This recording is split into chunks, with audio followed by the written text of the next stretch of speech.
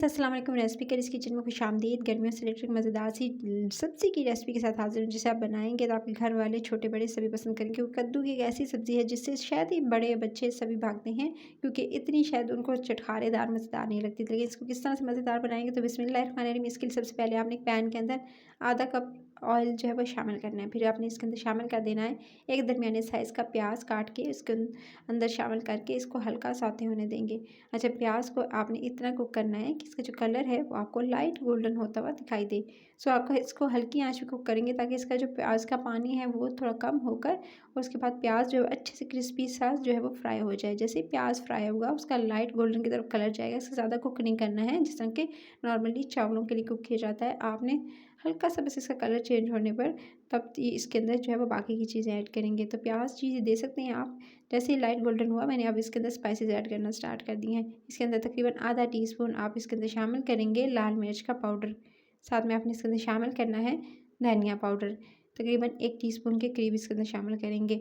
हल्दी इसके अंदर जाएगी आधा टीस्पून, और आधा टीस्पून का मतलब ये है कि छोटा चाय का चम्मच होता है वो आपने आधा वाला इस्तेमाल करना है। फिर आपने इसके अंदर सफ़ेद ज़ीरा इस्तेमाल करना है, वो भी आधा टीस्पून। और फिर आप नमक इस्तेमाल कर लीजिएगा इसके अंदर तकरीबन 1 टीस्पून या जितना आप घर में पसंद करते हैं। सो नमक भी इसके अंदर चला गया। फिर तमाम मसाले के साथ 1 से 2 मिनट जो है वो आप इस प्याज को अच्छे से जो है वो कुक कर लेंगे। प्याज की अच्छे से भुनाई की मैंने इस मसाले के साथ, जो मैंने इसके अंदर मसाले तमाम शामिल किए थे। मसालों के साथ इसकी अच्छे से आप भुनाई करने के साथ अब आप इसके अंदर शामिल कर दीजिएगा। आपने इसके अंदर थोड़ा सा जी ये आपने लहसुन पाउडर ना हो तो आप इसके अंदर शामिल कर दीजिएगा फ्रेश कूटा हुआ लहसुन। मैंने तकरीबन आधा टीस्पून जो है इसके अंदर लहसुन पाउडर का इस्तेमाल किया है। उसके बाद आप इसके अंदर शामिल कीजिएगा टमाटर। 2 टमाटर लीजिएगा, उनको ब्लेंडर में डाल के ब्लेंड कीजिएगा और उसके अंदर शामिल कर दीजिएगा। चाहें तो आप जो है वो साबित काट के भी टमाटर का इस्तेमाल कर सकते हैं, यानी साबित जो है टमाटर कटे हुए इसके अंदर शामिल कर दीजिएगा। फिर जी आपने मसाले को इतना कुक करना है कि इसका जो पानी है वो बिल्कुल एकदम ड्राई आउट हो जाए, और यानी आपका जो मसाला है वो अच्छे से ग्रेवी सी रेडी हो जाए। और ये इसकी अच्छे से भुनाई आपने करनी है। जितना अच्छा मसाला भुना होगा उतना अच्छा टेस्ट आपके करी में आएगा।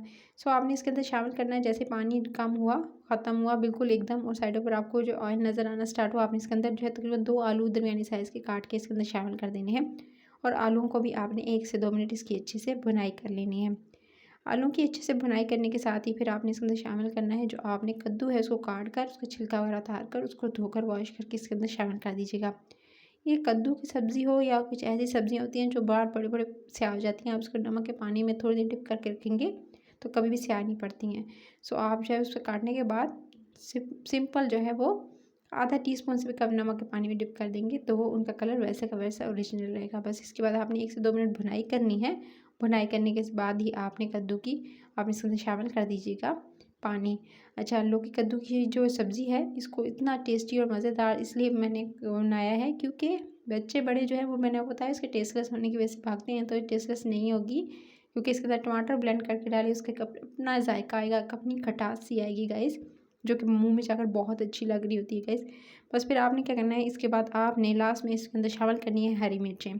अच्छा, हरी मिर्चें इसके अंदर बिल्कुल लास्ट में शामिल करेंगे और इसको बिल्कुल एकदम अगर चाहें तो इसके अंदर ग्रेवी वगैरह रखने की ज़रूरत नहीं है, शोरबा वगैरह, क्योंकि ये ड्राई जो है सब्ज़ी ज़्यादा अच्छी लगती है। उसके बाद आपने इसको जी हरी मिर्चों को भी भुनाई कर लेनी है, और हरी मिर्चों की भुनाई करने के साथ ही अब आपने लास्ट में बिल्कुल इसके शामिल करना है तकरीबन 1 टीस्पून के करीब आप इसके अंदर शामिल कर दीजिएगा चाट मसाला, और ऊपर से नींबू स्क्वीज़ कर दीजिएगा। लेमन को भी स्क्वीज़ कर दिया, चाट मसाला भी ऊपर से डाल दिया, और जी मज़ेदार सी सब्ज़ी होगी रेडी।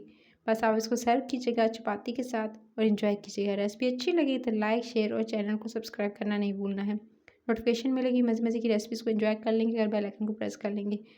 आपने इसको ज़रूर ट्राई करना है, फीडबैक देना कमेंट सेक्शन में। ख्याल रखिए, टेक केयर।